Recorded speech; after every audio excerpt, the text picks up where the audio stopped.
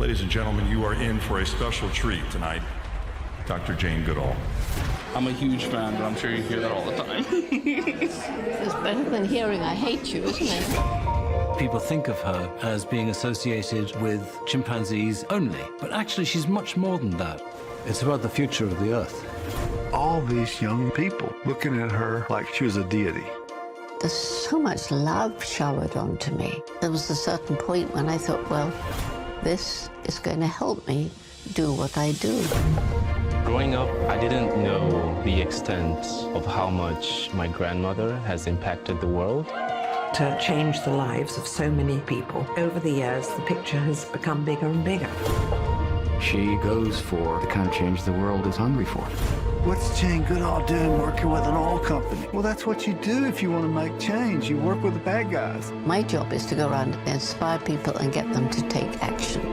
We say slow down. She says, no, time's running out. I must speed up. I have to run, I have to run. I think the cost is very high, but she's driven by her mission. If you want somebody to change their mind, it's no good arguing. You've got to reach the heart. Most scientists don't talk about hope. Jane gives that human side. She started something, and we do not want it to stop. When I'm gone, there are hundreds and hundreds of young people around the world, and already they're taking over. Feeling that I have a message to give, that I was put on this planet to do it. I have to do it. I feel like I've been chosen as a messenger. Cheers for the messengers.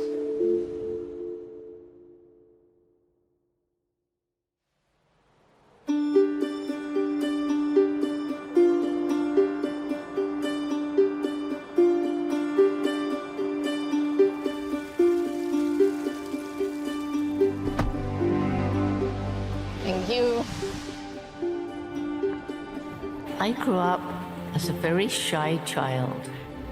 And if anybody had told me then that the career that I wanted to do would lead me to have become a kind of strange icon, which I never planned or meant or strived for, I think I might not have gone along that path.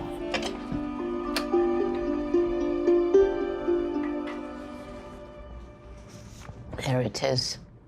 First book I ever owned. Cost 6 shillings. And Valerie Jane, Christmas 1942. There. That's the picture. The monkeys making a bridge and Dr.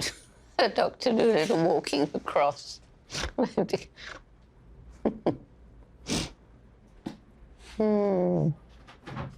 But for you, I might never have gone to Africa.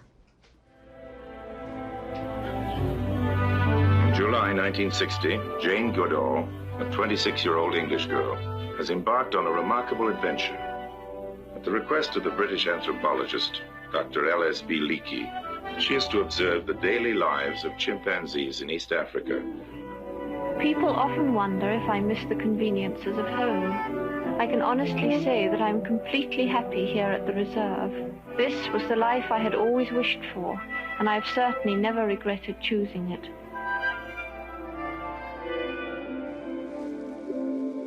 People know I went out and studied chimpanzees when nobody was doing that.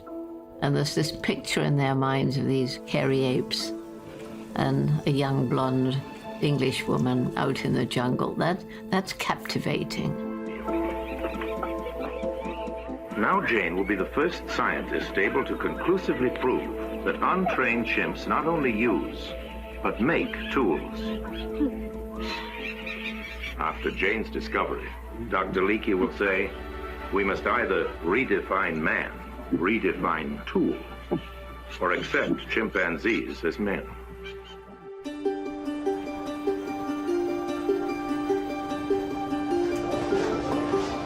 Hello. Oh, yes, here we are.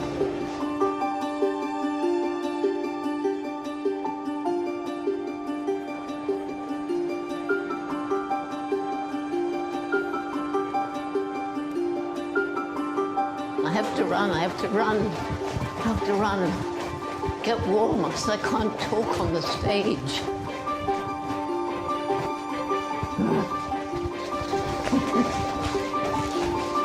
During the last 6 decades, her groundbreaking work has evolved into a personal quest to empower others to make the world a better place for all living things.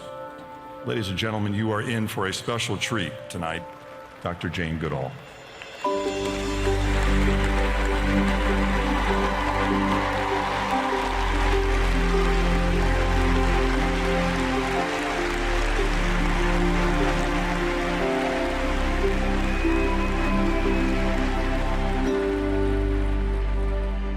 Well, wow.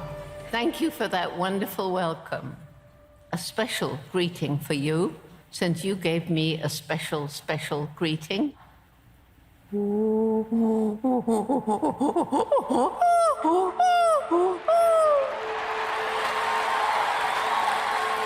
that just means this is me, this is Jane. Chimpanzees, you know, they're our closest relatives. We're all apes. And the first thing that began to penetrate and impress me was how like us chimpanzees actually are.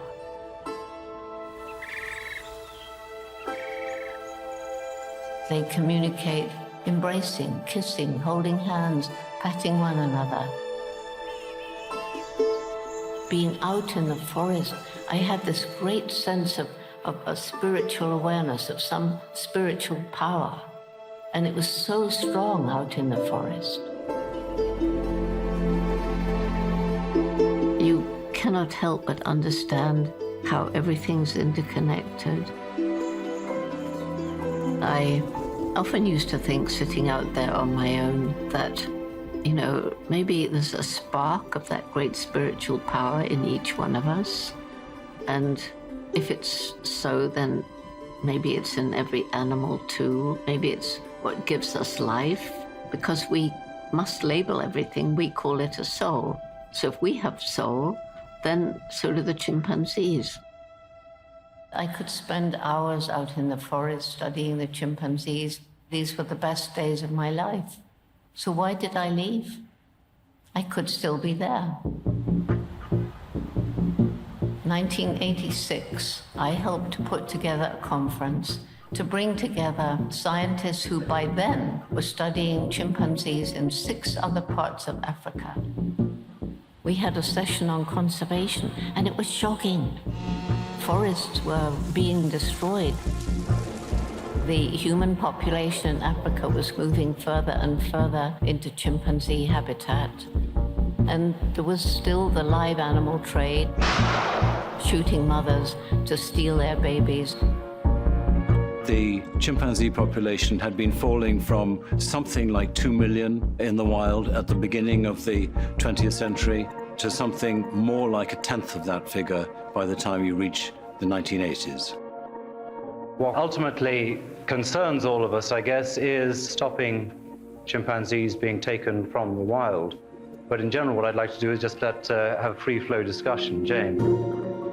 By 1986, Jane was a very important ally for chimpanzees because she was really quite well known. Jane Goodall. But as I remember it, Jane was not personally directing her energies towards thinking about chimps outside Gombe. It was sometimes even a matter of frustration, hoping that Jane might make some public statements about what we saw to be a tricky problem. I think the animal rights issue is something I've been dodging for quite a long time, just because it is a hot, tricky issue, and because I'm not the sort of person who likes taking the limelight. I really like sitting in the forest at Gombe and getting on and observing the chimps. But it's become apparent that I have to use this power, if you like, of bending the ear of very many people to help the creatures who have put me in a position to do just that. I went to that conference as a scientist, planning to carry on with that wonderful life, and I left as an activist.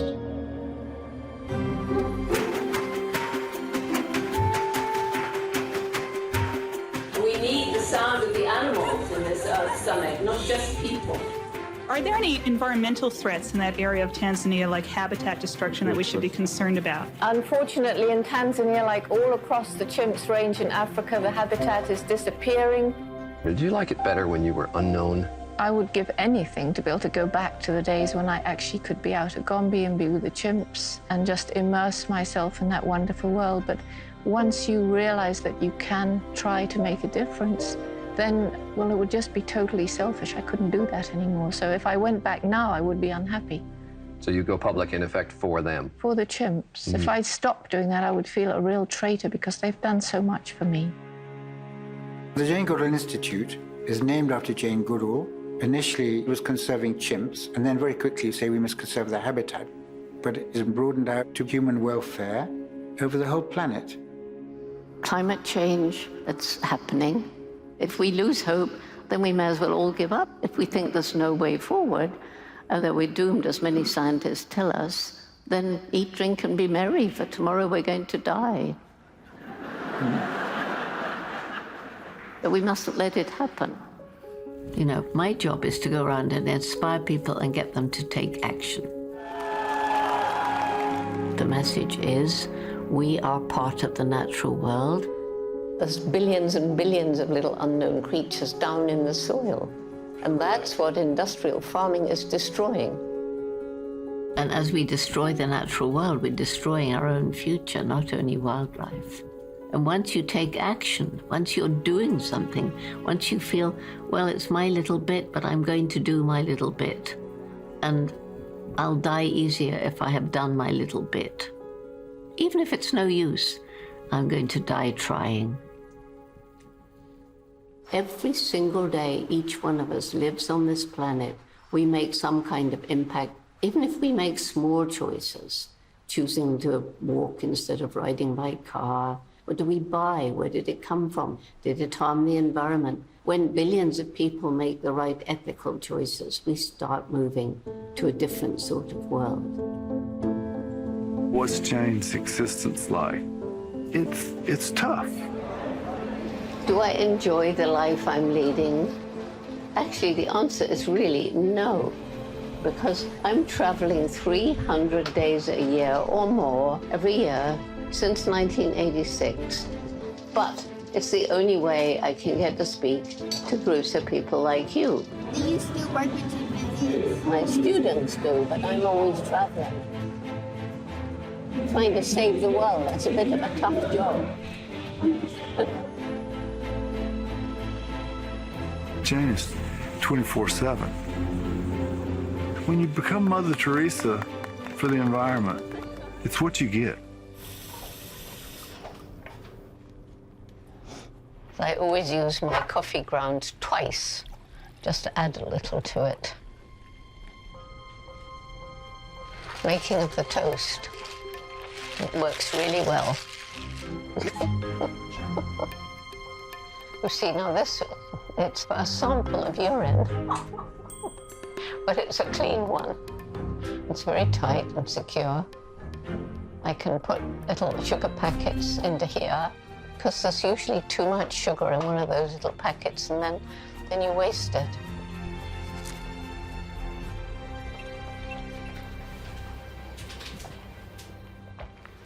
Actually, it's okay. We say, Jane, how do you keep it up? And she said, well, because I'm doing what I believe in, and time is running out. We say, slow down, you're getting on. She says, no, time is running out, I must speed up. And I think the cost is very high. And how she keeps it up, well, we can only say she's driven by her commitment to her mission. That is what keeps her alive, I think. And especially with young people, she gets huge feedback. I think she's pulled on by the response she gets.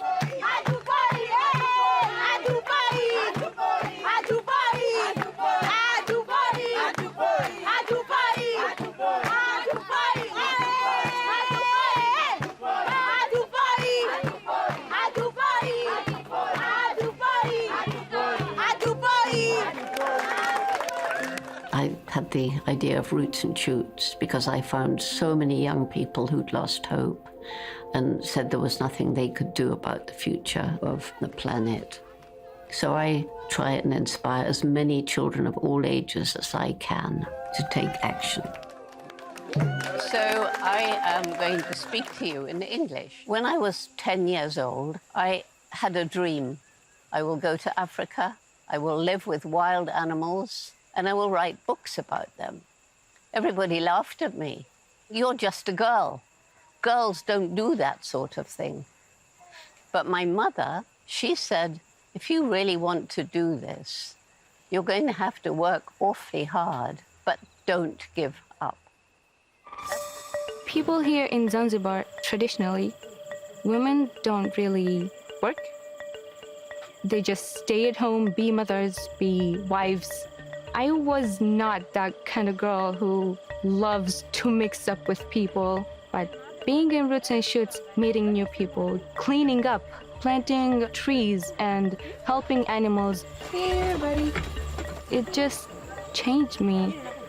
It made me be someone new. I want to be a president of Zanzibar. I had that dream since before.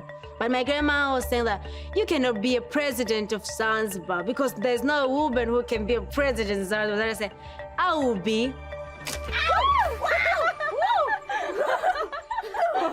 Traditionally, in many countries, women were considered good for not much else except having large family, looking after the husband while he did the work.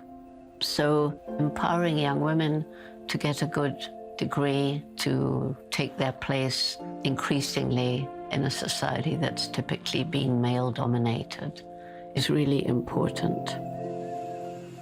Together we can do all. And so Roots and Shoots, every person matters, and every animal does too. But every person makes some impact on the planet every single day, and we get to choose what sort of difference we make. Thank you.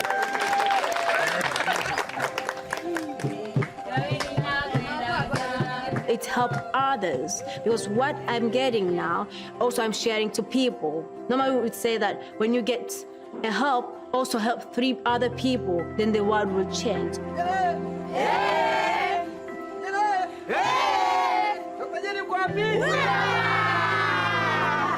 There's so many people that are inspired by her. She started something. We are continuing it, and we do not want it to stop. We are the Roots and Shoots of a living world. Roots and Shoots everywhere. The hopes and dreams of a living world.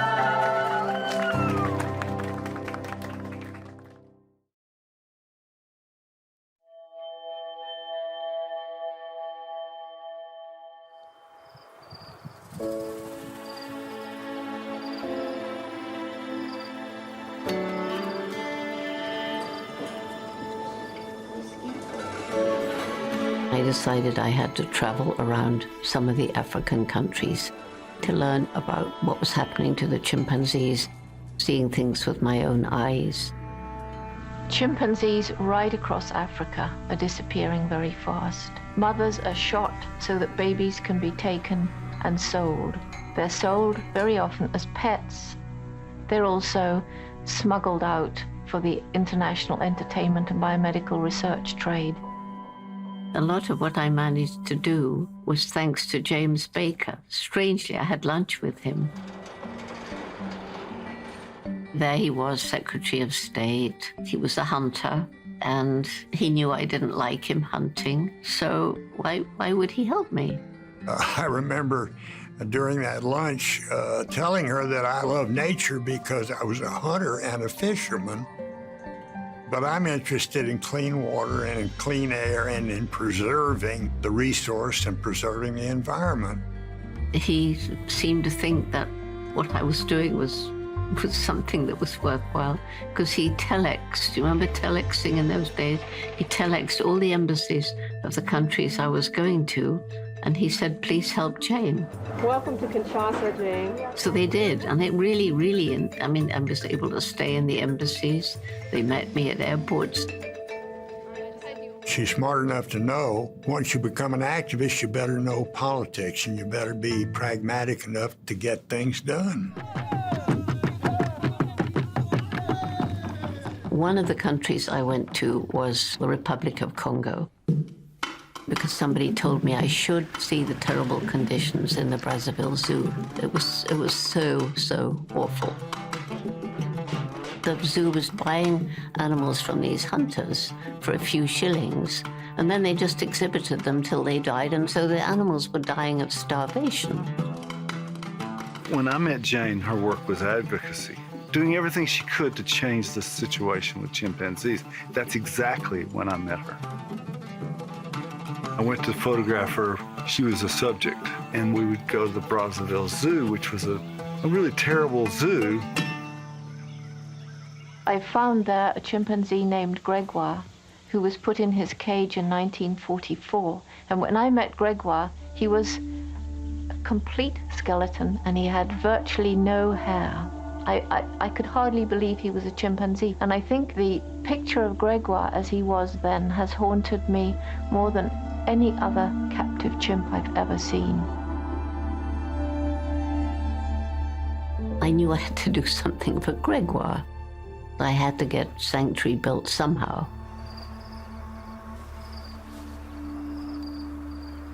Conoco, the oil and gas company working in Congo-Brazzaville, they were prepared to help to build a sanctuary for all these orphan chimpanzees. So I thought the whole thing through, because I knew there would be criticism. People have said to me, what are you getting involved in an oil company for? That money stinks. That will contaminate your image. So I thought about this for quite a long time, and I said, well, what do you run your cars on? Air? I mean, where? My feeling ever since has been, if an extractive company, if they're really trying to find ways to do it better, then by working with them, you are helping them to do it better. Max Pitcher was the then vice president, and Conoco agreed to building the sanctuary, and the JGI would go on feeding the chimps and paying the caregivers. That was the most unusual set of marching orders I think an oil country manager's ever had. Try to find oil if you can, but whatever you do, don't disappoint Jane Goodall. Jane! Wow! How great is this? Trying to work out how many years. Jane said, if you guys could figure out a way to create an enclosure for the chimps in the Brazzaville Zoo, they could live out their lives in as natural a way as possible and still be fed and medicated and everything by human care. So we said, sounds simple. Let's do it. A lot of times you don't follow a straight path to your objective. This is actually the third site that we've had under consideration for the project, and of course this is where we'll wind up. And it was just sort of like, Rodney, figure it out. Steve Matthews was a zoological contractor specialist in the UK building the chimps housing. The facility had to be disassembled, freighted to the Congo, taken out over that miserable excuse for what's left of a road, and assembled in a location as remote and hostile as this. It was my job, and I believed in it, and I wanted to see it happen. If Jane asks you to do something, you're not going to beg off and say, nah, I mean, reject her? Heck no. Poor things, they have no idea what's happening. What was to be the beginning of a new life for chimpanzees? Shipping crates had been made for the different sizes of chimps, and then trucked from the Brazzaville Zoo on flatbed trucks. We had chartered an aircraft that could handle all these crates and all these chimps. And then the moment of high drama, they had to be released into the chimp facility, and nobody knew if there'd been any fatalities, any injuries, any upsets at all. 1, 2, 3, 4, 5, Christopher, lagging behind. And to our amazement, everyone was fine and it had gone smoothly. Yeah, right. Somebody told us we could have gotten into the Guinness Book of World Records for the largest ever airlift of chimpanzees. 100% success. See, there he goes. It became an official sanctuary, Chimpunga. And you have to take care of them for the rest of their lives. Gregoire was one of the chimpanzees airlifted to Chimpunga. Seeing him in an open space was very, very heartwarming. You silly old man. This is an animal so like us. They love, they bond, they have community, just like we do. You have to kid yourself to think that they're really all that different.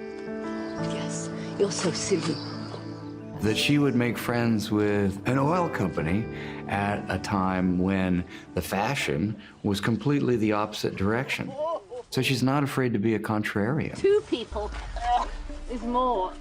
She thought that it is much better to make some advances by way of getting a sanctuary than to be purist and allow the chimpanzees to suffer.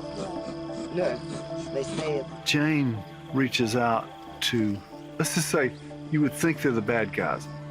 What's Jane Goodall doing working with an oil company? Well, that's what you do if you want to make change. You don't work with the choir. You work with the bad guys. And they become the good guys. I'm hoping that yours and all those people that you've mentioned will be out of jobs in the oil industry.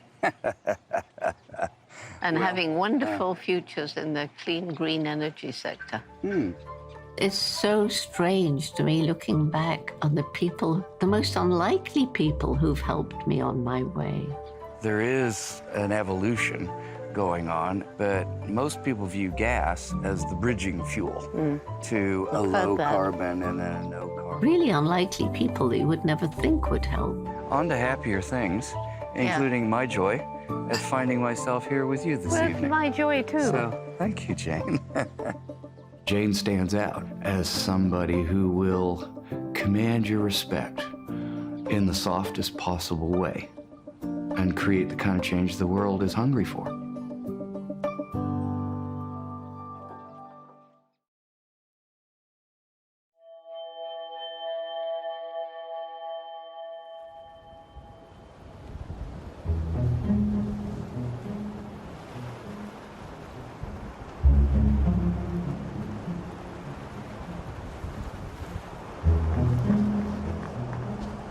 These were the cliffs where I learned how to climb about, ready for Gombe. See, Bean, this is where I would have gone with Rusty. Look. Look. Come and look. Bean. You're not a dog. You're not a dog. You know, I'm traveling around the world. I come back here between every tour. I first came to live here when war broke out, when I was 5 years old. So we came here in 40. This is now belonging to me and my sister, Judy, and I have my little eyrie up at the top.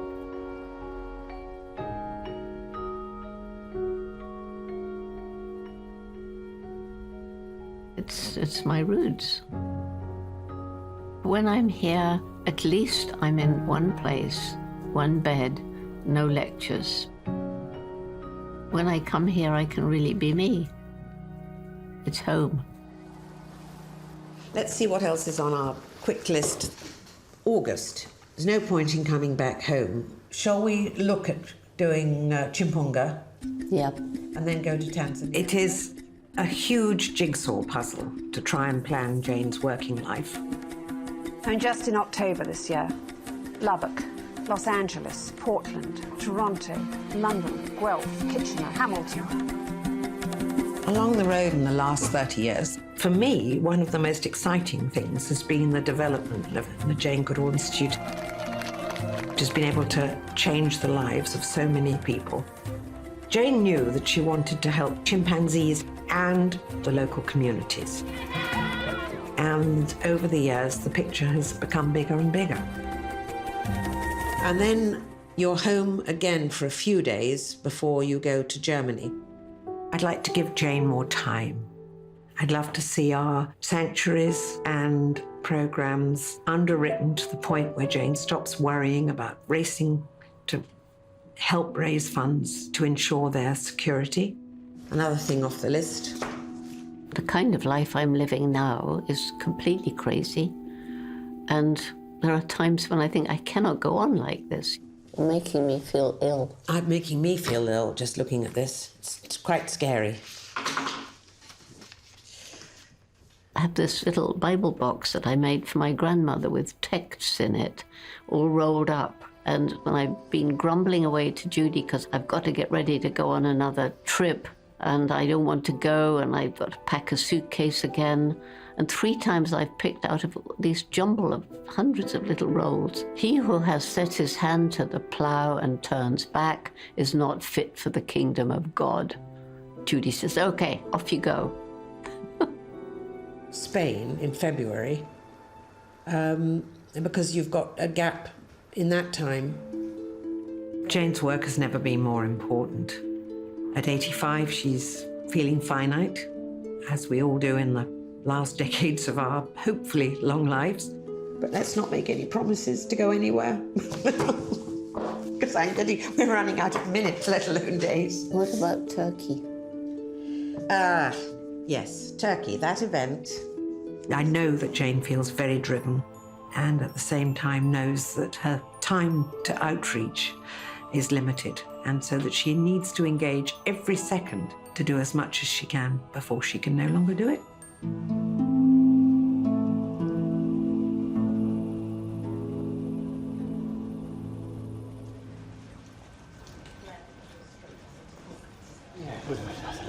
Look at them all. They're fans for Ben, I can tell. It's in my likeness. The ability for people to see Jane Goodall and hear Jane Goodall and be in the same room as Jane is incredible. I first met Jane when I was an undergraduate student. I grew up with her as my academic superhero. As you've seen already, we've got a very special visitor today to help us open this incredible new building. I first met Ben Garrard when I was giving a talk in Cambridge, and he was making money by waiting at tables, just like I did, to get money to go to Africa. And just a few weeks later, I ended up in northwestern Uganda, all because I ended up serving Jane Goodall's soup. I think you need a special good morning, and Ben can help me. We do it. 1, 2, 3.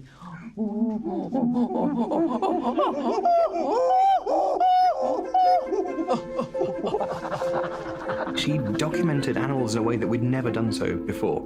She gave them names. She looked at their behaviors and attributed emotions and feelings and ideas that we held so close to us that it defined our species. And that was a big breakthrough. And that opened the floodgates for all this research. I'm proud it was able to change the attitude of science towards other animals and help them come out of this narrow, reductionist way of thinking that said, we are the only beings on the planet with personality, mind, and emotion.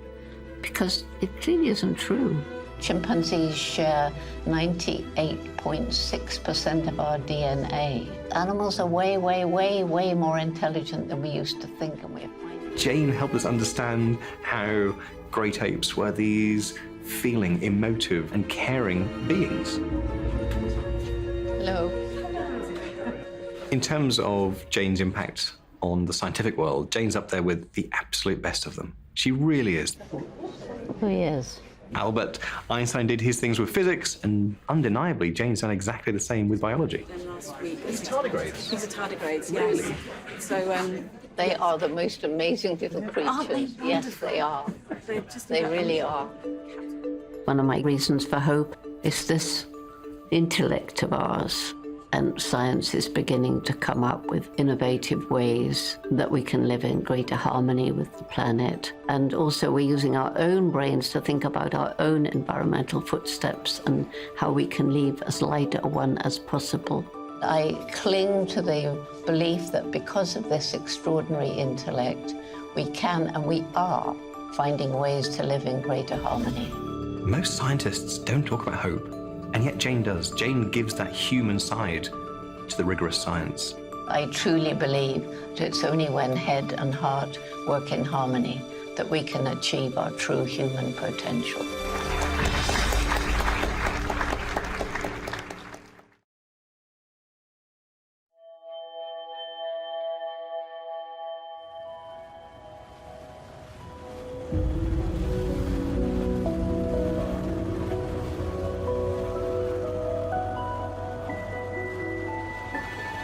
When I first went to Gombe, it was the most amazing time of my life. Can you imagine how I felt the first time? Thinking, how on earth do I find the chimp? Quite a daunting challenge.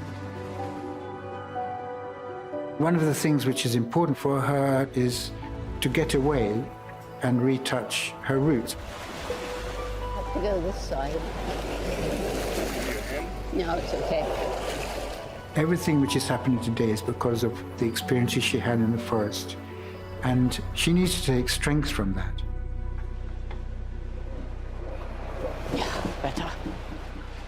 The alone in the forest is what matters to her.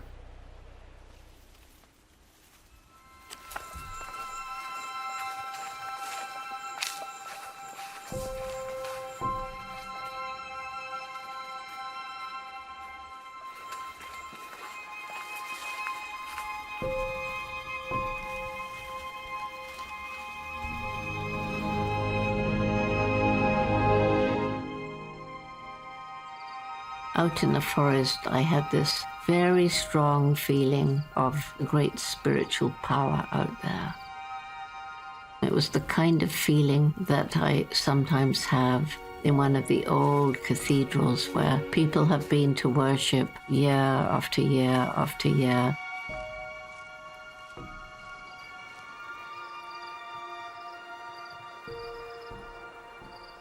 The chimpanzees I knew in the old days are almost all gone.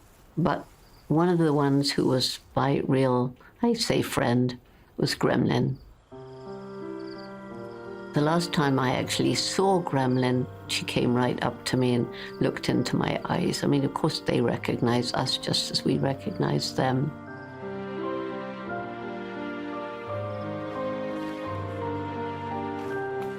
And I've always had a strange connection with animals. I connect with people with words. With animals, it's more mind to mind. So many things in my life seem to be coincidence, but I'm not sure I believe that anymore, because things happen. I think they seem to happen for a reason.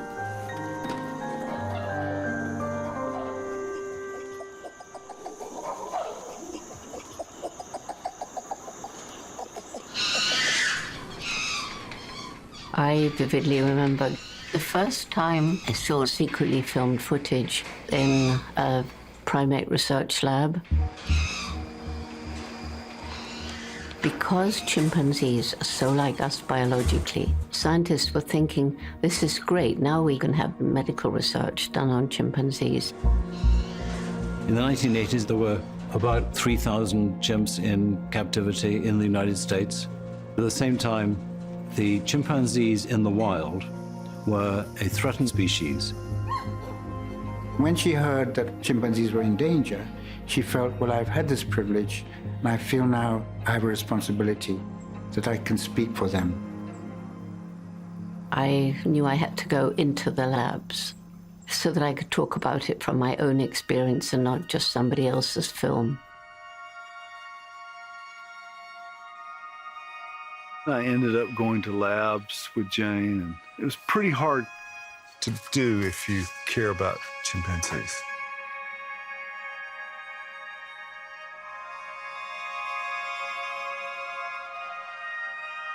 Chimpanzees know whenever Jane comes in the room that she's got something different than other people.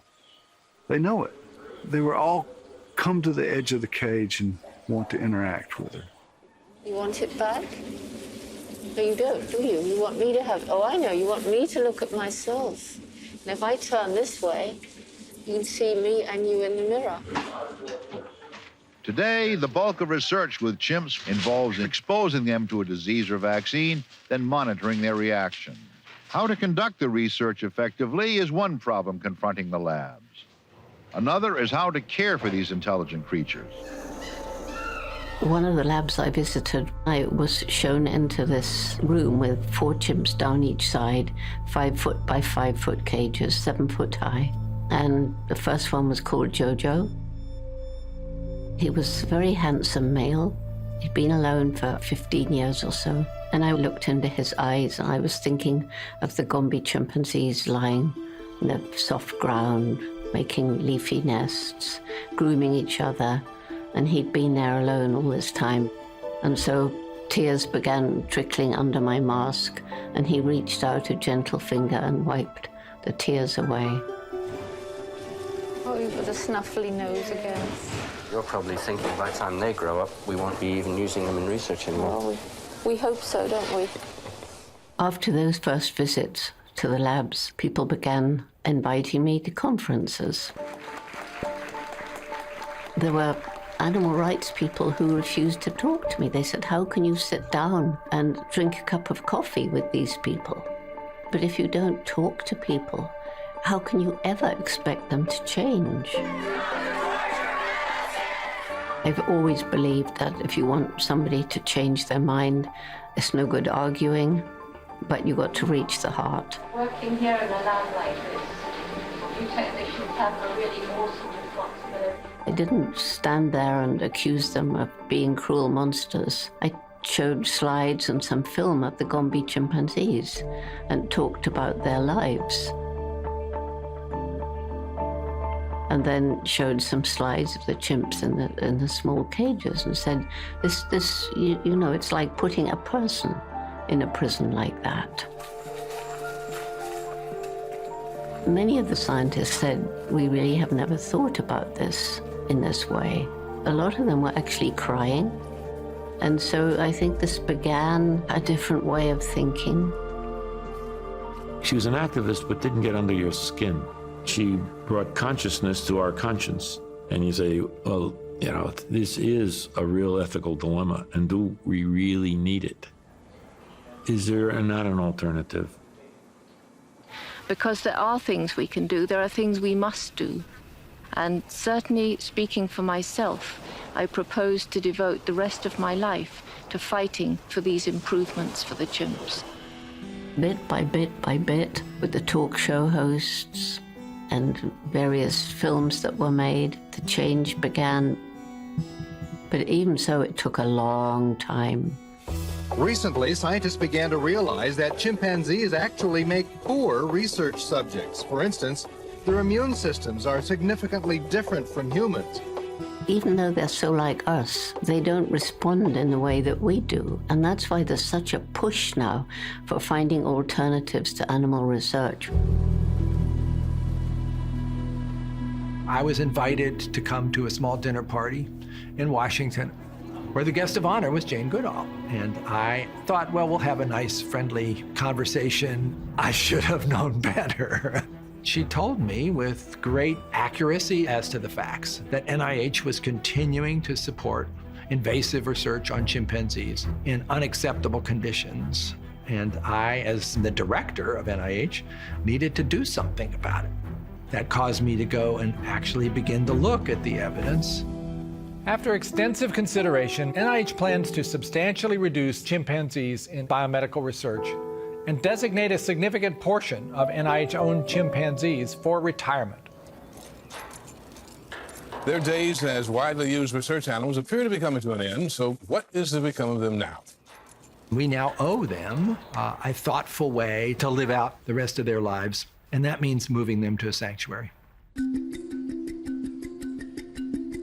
When I heard that NIH was going to no longer do testing on chimpanzees, it was like, phew, it took such a long time. Most of them are in Chimp Haven now.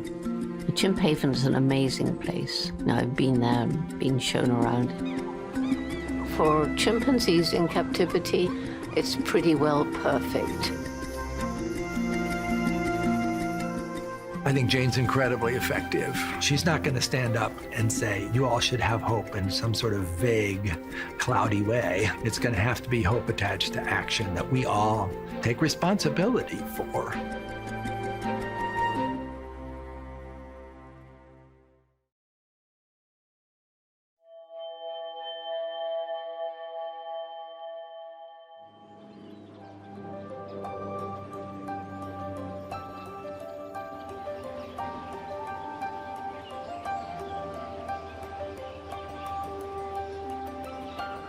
Whenever Jane comes down and visit, which she doesn't so often, she'll come down to our family house here.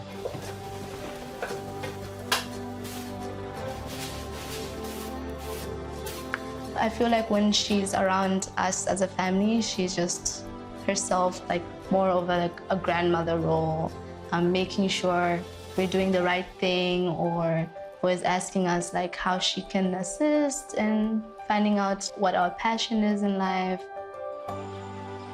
So what about your visa?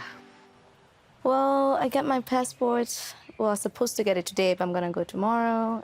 So you have to get a new passport too? Yeah, I've already got mine though. Being a grandmother is totally different because I haven't been able to see much of my grandchildren. I'm very proud of them. I mean, Merlin is completely outstanding. Angel is turning out to be really dedicated and passionate. And my youngest grandson, Nick, is now working with his father and learning about the business of building houses. And they're doing very well, all of them. I was in Hungary, and I spoke to 60,000 people at the second largest music festival in Europe about hope. Bono thought, oh my God, it's Jane Goodall. Is she about to perform? Is she going to sing? They know I'm not going to perform. To this day, you know, she's still traveling, just still fighting and fighting, even at her old age. Like, she still has such crazy drive. She always says that she's doing this for her grandchildren and for her, you know, my own children in the future. So I think that also motivates her to keep doing what she does. This is what she was born for. No. Do we go that way? Yeah. That way. That way. This way. That way.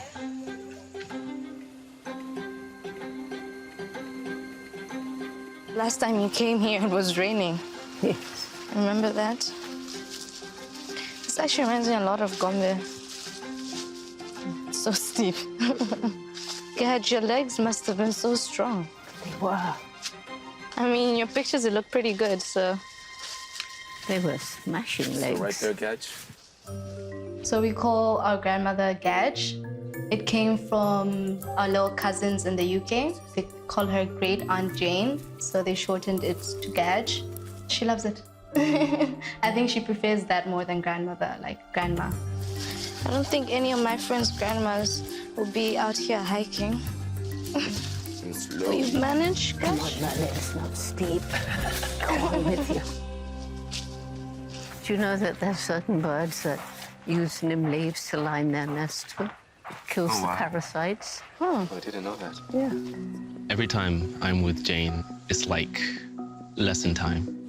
It is extraordinary, isn't it? Growing up, I didn't know the extent of how much my grandmother has impacted the world and how many people she had reached. Like, I wasn't known at school for being Dr. Jane Goodall's grandson. And look, here's a moth. That's at Gombe. Isn't it beautiful? It is. Is that a moth? So Like delicate. it has a, whoa! My bad, it went. You was my made it fault. go. Oh. You're useless. No, I'm not. Yes, you are. So my grandma has taught me to take care of nature. It's like our responsibilities as individuals to take care, of what's around us. Yeah, and she always inspires me every single day of my life. Beautiful color. After the day is done, we'll always get together and have a sundowner, the famous Scotch whiskey. All 3 grandchildren, we're not together that often. Tried it when I was about 21 with her because she's very strict about that. She's like, not until you're 21. She's more lenient now with my brother and sister. We always have whiskey together, and I really cherish those moments. Isn't this weather perfect? It's beautiful.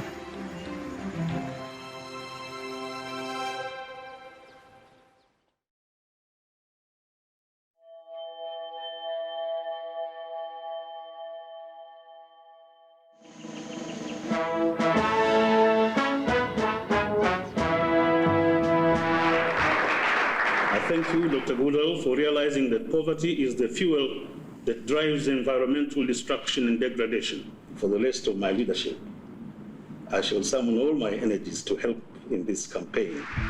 When Jane became a conservation activist, she ran into the problem of changes in government. She would do very, very well with the president. It was fantastic, but he's gone. She has to start all over again. This, in a way, made her think young people are the governments of the future. At least some of them will eventually come to positions of power. So she had these 2 strategies, really, going for the high government and then to start on the young people as well. So that was in 1991 that Roots and Shoots was founded here in Tanzania. And today it's around the world. Hundreds and thousands of all ages are taking part in our Roots and Shoots movement in 100 countries. Together, we can change the world. This was a very new approach. What nobody had really done before was to involve actual children in conservation. Now here we are 30-odd years later, everyone's banging that drum. I think there's 1 million kids in the UK alone who've been through Roots and Shoots programs. That's massive. That's not a movement, that's an army. That's a societal level way of thinking. Down to Jane.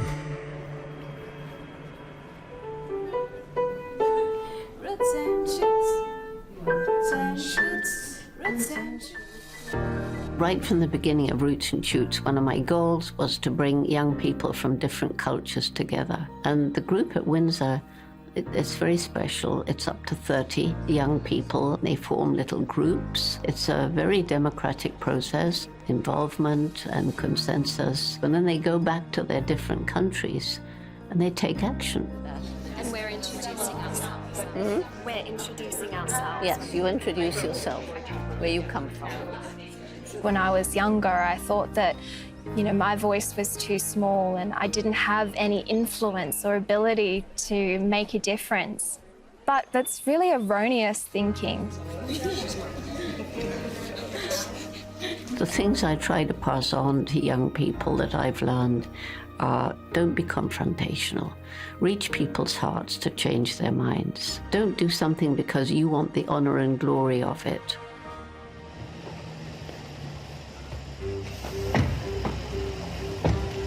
Welcome. We meet again. How are you? I'm okay. How are you? Well, Prince Harry is coming, which is very special. He's really interested in what we're doing. And of course, he's known to have this great interest in conservation in Africa. First of all, we're really excited that you're here because it shows a level of interest which we don't always hear about. As you probably remember, Roots and Shoots began in 1991. And it began because I was meeting so many young people and they didn't seem to have much hope in the future. They said, because you, meaning older generations, have compromised our future and there's nothing we can do about it. And we should feel shame, but I don't think it's true that there's nothing that we can do about it. Collectively, if we make wise choices, we can make a big difference. we clean all the logs up, but it's like that's where the homes are. Yeah. Pull the leaves up. That's so right. Yeah, I think we really need to try and cultivate the right kind of values in kids growing up in this world, because we've lost sight of what is important, and we've lost our connection to the environment and our connection to other people. It's really important. Guys, well done. And they're so passionate and so dedicated. They're the ones that give me hope in a very dark world. Do you think there's more awareness now than there ever has been? Yes, for sure. Yeah. Do you think the changes can be consumer-led? Until businesses and corporations haven't made new regulations, the people need to act. But it would be the best if policymakers could make a decision for the planet. I think Prince Harry was impressed by the quality of the young people at Windsor because they are selected by their country. They're representing their country's roots and shoots groups. So they are kind of outstanding even before they come. Jane, if I may, and I also agree that young people have the power, the compassion and the tools to save our planet. This is why the Roots and Shoots programme is so inspiring. When I heard that all of you here today are part of a network of more than 150,000 Roots and Shoots groups, it's easy to see the potential in making a massive impact in the places that you live and together reaching right around the world. We have contributed to the problem, and now we need to be the ones that create the solutions. As my grandmother, the Queen, once said, sometimes the world's problems are so big we think we can do little to help. On our own, we cannot end wars or wipe out injustice. But the cumulative impact of thousands of small acts of goodness can be bigger than we imagine. Change begins with you.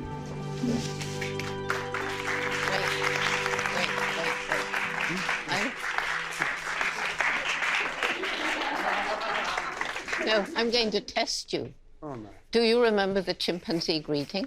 Vaguely. Come on. Pat my head. There, well done.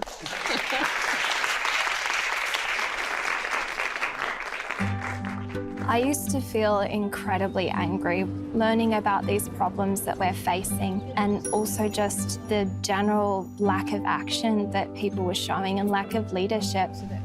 And actually, Jane was a really important figure in that journey for me because her message of hope is such a powerful one. And her message that every individual matters and every individual makes a difference is an enabling one. You guys are the stone in the pond, right? The ripple effect. That's everything right. you do, everything Yeah. you say is going to have an impact on everyone around you. Thanks for coming, Harry. Bye, guys. I hope we made you proud. You definitely made me proud.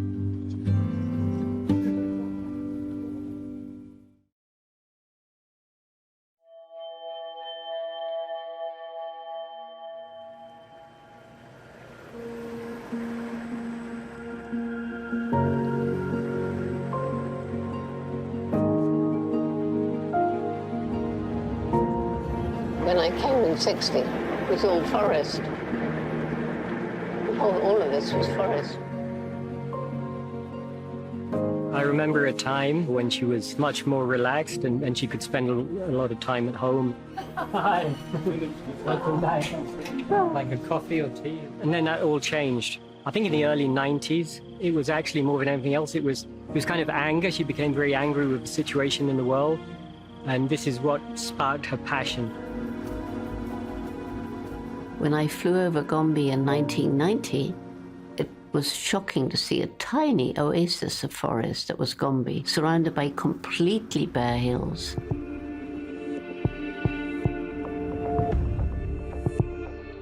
I was learning more and more about the plight of many of the people living in and around chimp habitat, the crippling poverty, lack of good health and education facilities. As human populations grew, there was a degradation of the land.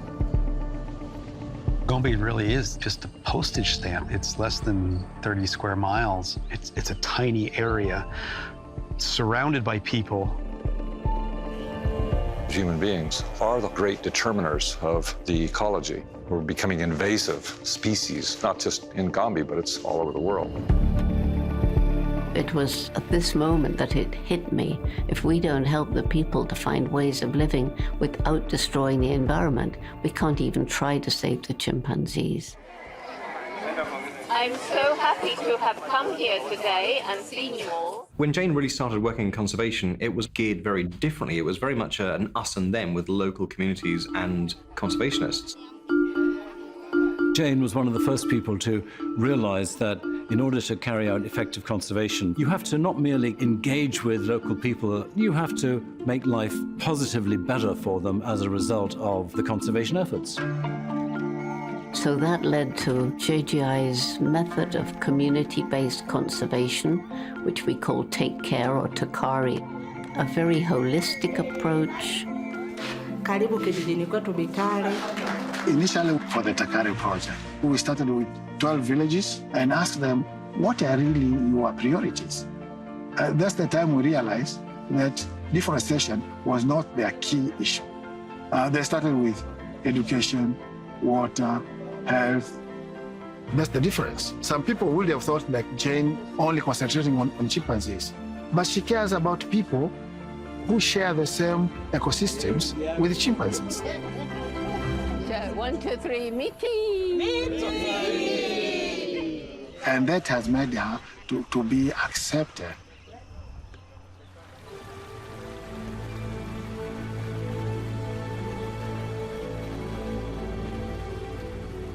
One of the biggest problems today in conservation is the fragmentation of habitat.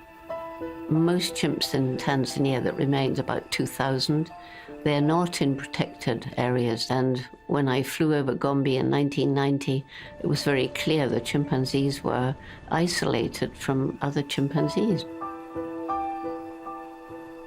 But in order to be successful in the long term for the next 100 or 1,000 years, they need to be genetically viable as well. So creating forest corridors, these little pockets, these little strands, these little shoelaces going between these little green islands allows this connectivity. And it's begun to work because the local communities see the value of it to their own future.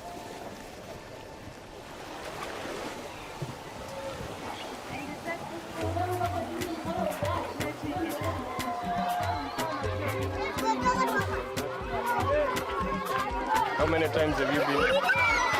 About 3. 3 times. See them sing a song for you. I feel like the Pied Piper. One of the first technologies which we start to use is satellite imagery. The community mapping process, it opened these amazing possibilities for us to talk about landscape, resources, what is important, how it changed. One of the first things that happened with the villagers after they began to see these satellite maps was that they have to make land use management plans. This area, once there was a landslide, ukafunika nyumba, baadhi ya nyumba zilifunikwa kwenye udongo uliotoka hapo, ulifunika nyumba. And the soil went over the houses. Athari kubwa isitokee zaidi ya hapa ya kuja kufunika na hizi nyumba tunazoishi huku chini. And that's why I believe that we should keep this forest over here, because otherwise if we don't keep it, then the soil, maybe there will be another landslide and something that we don't want it to happen. All of the villagers provide volunteers to become forest monitors and use smartphones. And they decided between them that they would record illegally cut trees, animal traps.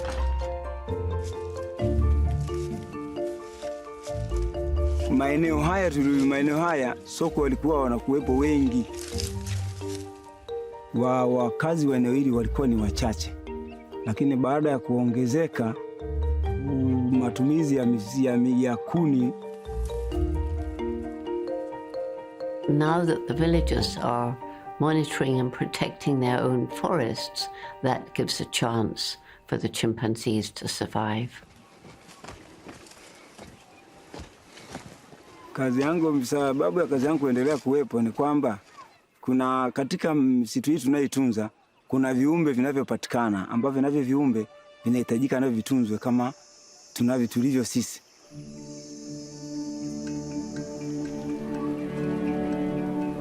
A group of people who understand the importance of reforestation, who understand that protecting the forest isn't just to save the wildlife, it's their own future. And they get it. So these are the areas that they should not cultivate so that the forest can regenerate. When I look at Kigali village, at the satellite imagery, and start seeing these trees coming back, is the power of nature to regenerate. It looks beautiful, and the forests are getting bigger and bigger. So thank you so much for giving all of us hope. Long-term effect is spreading. Other NGOs are also imitating now. There are imitators. So we're quite proud of that.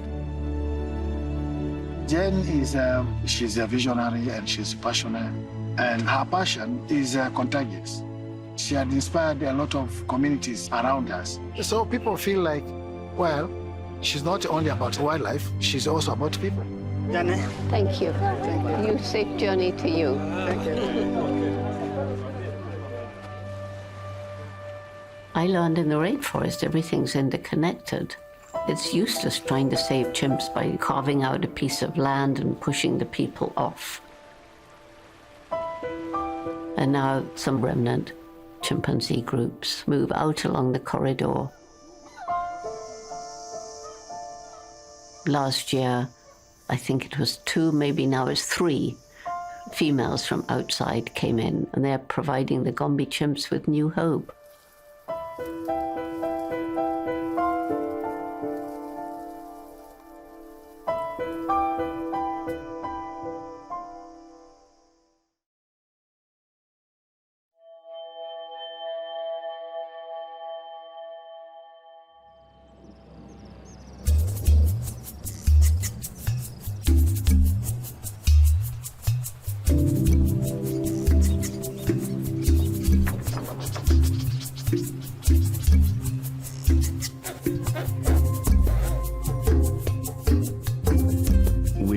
Orphan chimpanzee sanctuary in the Congo with the vision that this is part of something a whole lot bigger. Chimpunga started with just a few chimpanzees from Brazzaville Zoo. Even today, we've got a huge problem with orphan chimpanzees. So when Rebecca Atencia agreed to come and take over Chimpunga, everything changed for the better.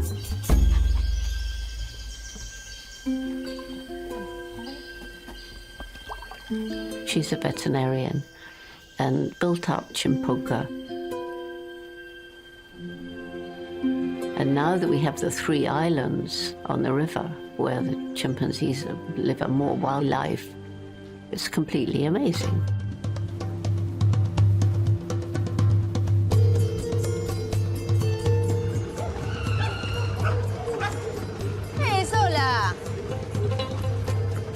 In Chimpunga Sanctuary, we have 137 chimpanzees.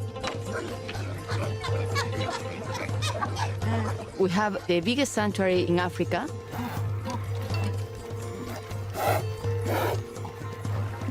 It's a big sanctuary with natural forest. We can monitor them, their health, and we can check every single individual if they are okay.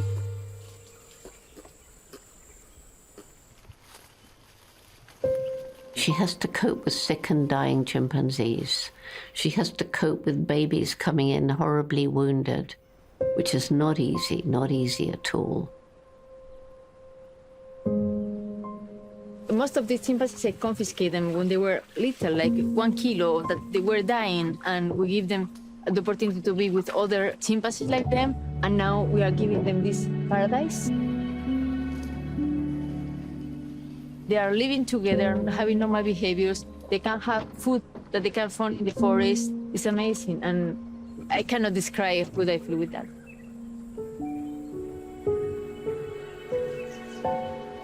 Approcher les véhicules ici, un box d'un chaque véhicule, mais accroché bien. Et Marc, nous avons besoin aussi d'encaisses avec des seringues. Tu prépares les box, c'est bon. I received a call and they were saying, please, we have this case. 2 chimpanzees that they've been in captivity for all these years. Please, do you have a space in your sanctuary for take these 2 chimps?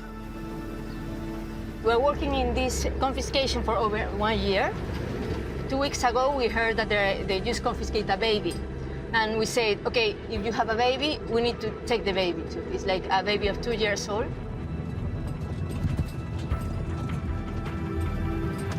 The sad part is when some of these efforts fail.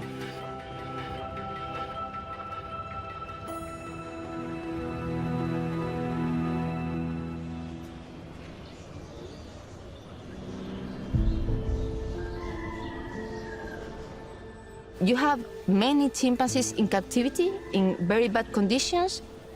The human took them from the wild, and we have some responsibility to give them back this freedom.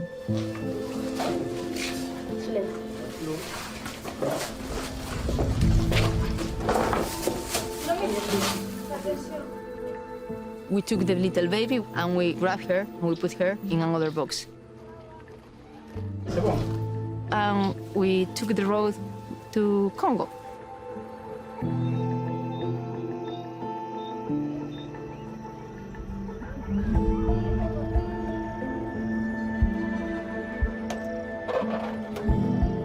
We arrived to the sanctuary really late. When you arrive like that, dark, at night, with the chimpanzees, it's complex. Va soulever entre 4. Approchez les box.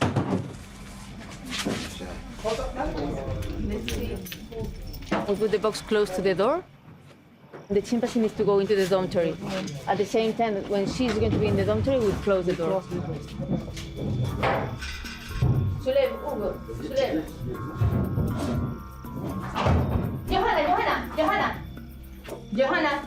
Johanna, va.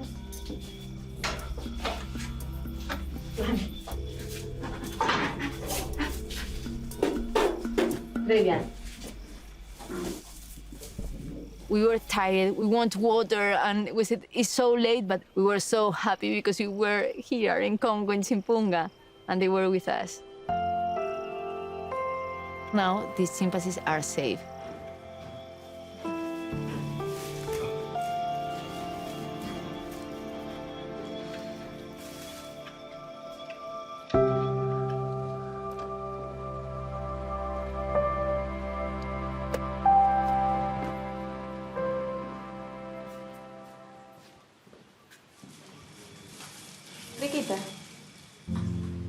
When you're moving chimpanzees from one place to another in any situation, it's stressful for them.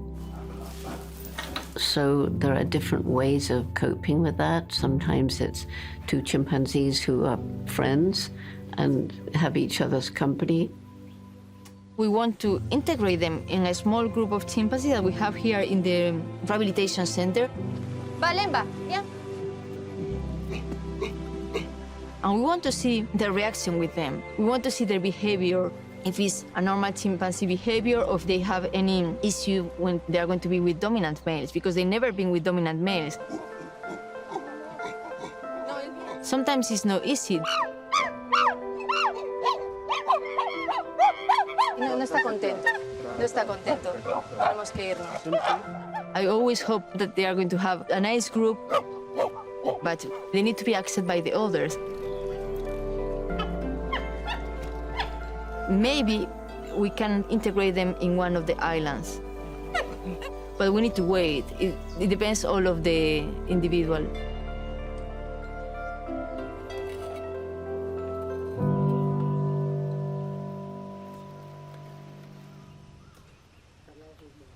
The new baby, she's going to do the quarantine with the caregiver. And after that, we're going to integrate her with the 3 little babies that we have here in the forest.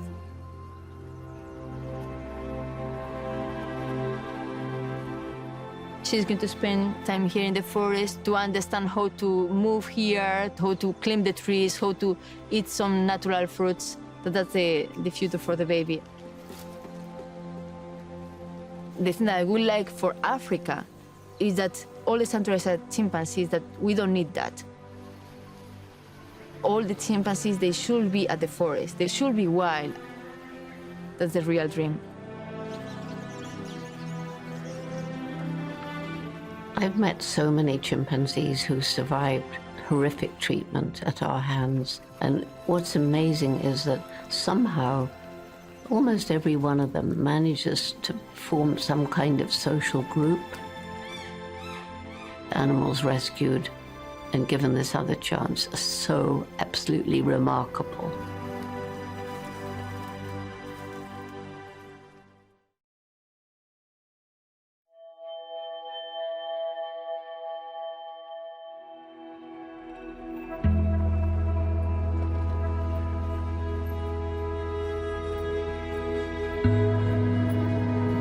I only get to see Jane twice a year. So every time she's around here, it is very special. To be honest, you never really know what's going to happen tomorrow or the next day, and I'm not sure how much time I have left with Jane. So every moment that I get to spend with her in her unbelievably busy schedule is a cherished moment. I work with the Jane Goodall Institute, developing a nature education center located in Pugu. And Pugu is right on the outskirts of Dar es Salaam. It used to be part of the forest that expanded throughout the East African coast. And our center, everything on the forest side is green, and everything on the other side is these roofs, houses.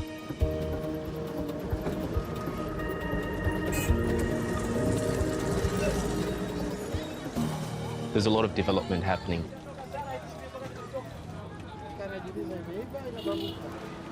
So many people coming into the city and space is very scarce. What we were wanting to do is bring in children that don't normally have the opportunity to be immersed into the forest and feel the connectivity. Let's go check out the lab. Because if you're not there, if you don't see it, you don't see the value in it, you don't get connected. And if you don't get connected and see the value, then you just don't care. And if you don't care, you're not going to do anything to help protect it. Roots and shoots everywhere, the hopes and dreams of the living world. Okay, another one. I catch the ball. I catch the ball. I put it here. I put it here. I put it here. I put it here. I put it here. My name is Henry Michael Kanyama.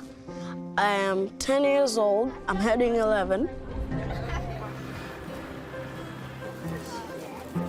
This place is called Pugu. I've never been here before. When I heard the announcement, I was like, what is this place?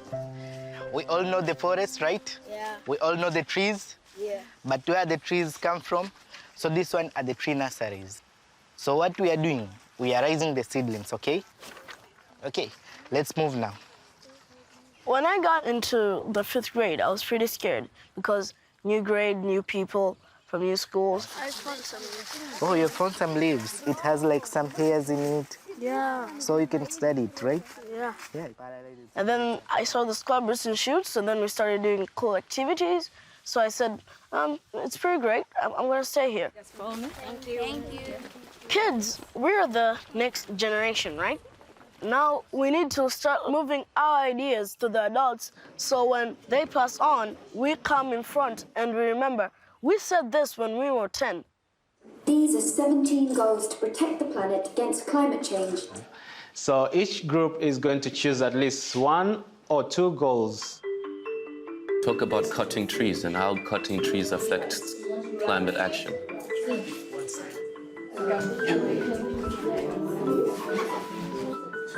So we made it.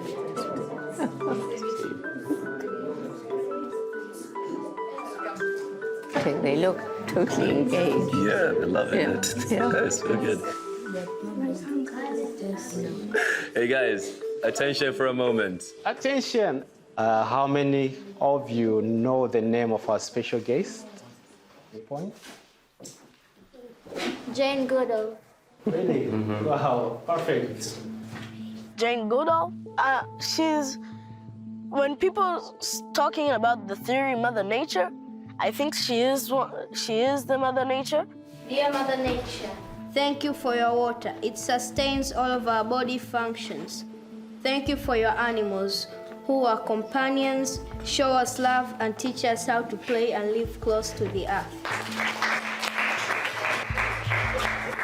Dr. Jane, she's been saving the world for almost 86 years now. Next year, she's gonna be 86. I wanna tell her she needs to keep being healthy so she can continue Roots and Shoots and be the most, heart-warming mother of all times, yeah. We can't exist without Mother Nature because just like you said, we get our water, we get our clean air. Every single one of us matters. Every single one of us has some role to play. So if we can reach through to the kids when they're growing up, which is what we're doing through our Roots and Shoes programs, then you have a chance to actually get into the heart of someone. When these guys grow up, they're going to come into the positions of authority and decision-making. What type of life is there below water? What lives below water? Fish. Okay, what else? I honestly haven't given Merlin much advice. I think he's learned a lot from listening to me talking to young people, but he has it in him as well. Chimpanzee. Chimpanzee. Monkey. Monkey. Plant a tree. Plant a tree.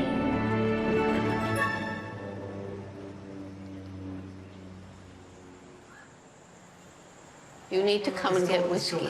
So here we go. This was such a fun thing that the grandchildren did, wasn't it? My fun arrival with this. Present for Grandma. That's yours, right? This, Mr. H. Would you like some whiskey? You deserve some. There.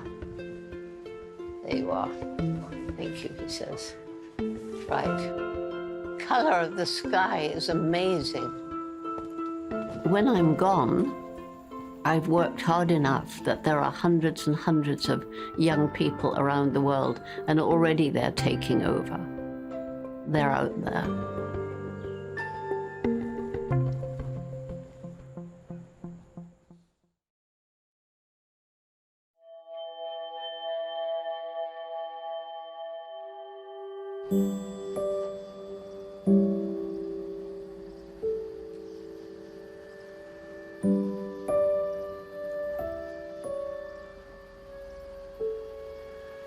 So many treasures.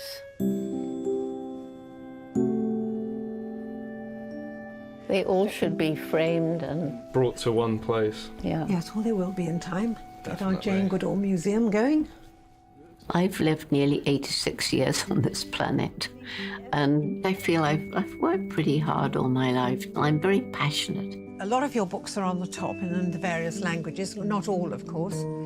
Being the way I am and feeling that I have a message to give and that I was put on this planet to do it, I have to do it, and I can't give up. As I am not a defeatist, it only made my determination to succeed stronger. There was never any thought of quitting. I should forever have lost all self-respect if I had given up.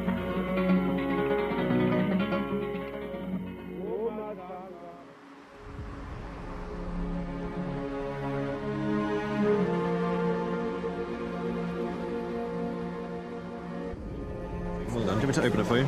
See what he's written. See what he's written. Jane Goodall rocks. Jane Goodall rocks. Oh, no. Oh, he's written, you've got a whole letter. Come on, read it to me. To Jane, I am writing to you because I am fascinated in you, and you are the coolest woman ever. I am going to be like you when I'm older. Luca. Hello. Being Jane Goodall gets very overwhelming. I mean, there's so much love showered onto me. Thank you so much. Hello there. Hi.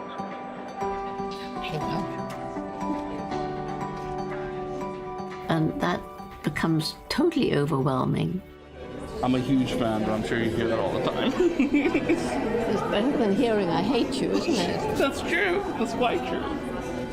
But then there was a certain point when I thought, well, okay, this is going to help me do what I do. Our guest this evening needs absolutely no introduction. Dr. Jane Goodall. I was asked the other day, what's your next adventure? What's my next adventure? So I said, well, dying.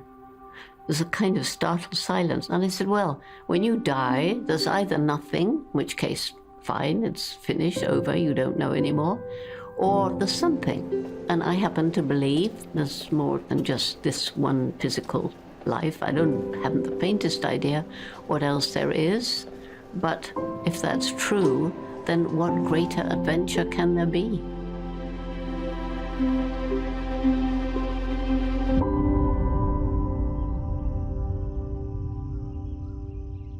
The mission. It's not chimpanzees. Come on. It's the Earth. We're stewards of it. And we gotta take care of it. Let's go quickly so we get home. I can't run that fast. Oh, I can. She's an example, because to be discouraged, to lose hope and do nothing, we're all sunk. She's a catalyst that connects all of us.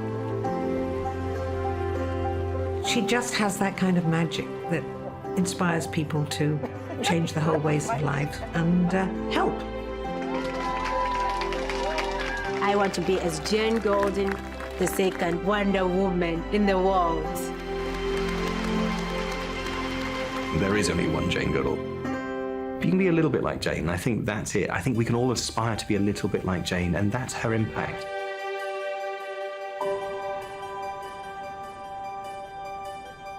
This climate crisis is a critical time in our planet. A lot of people understand the problem, but they do nothing because they feel helpless. Because so what if I pick up trash? So what if I turn off taps? So what if I think about making ethical choices in my shopping? So what? If it was just me, it wouldn't make any difference at all. But it's not true. We're beginning to do better. Hope is contingent upon our taking action together soon.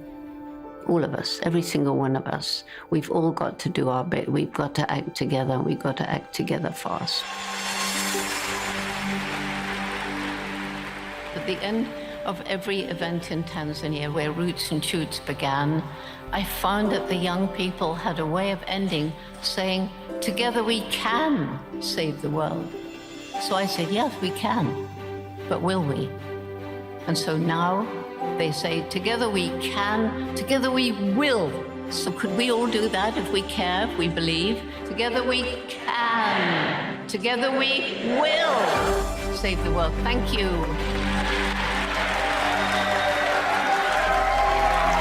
Thank you for being part of my hope for the future.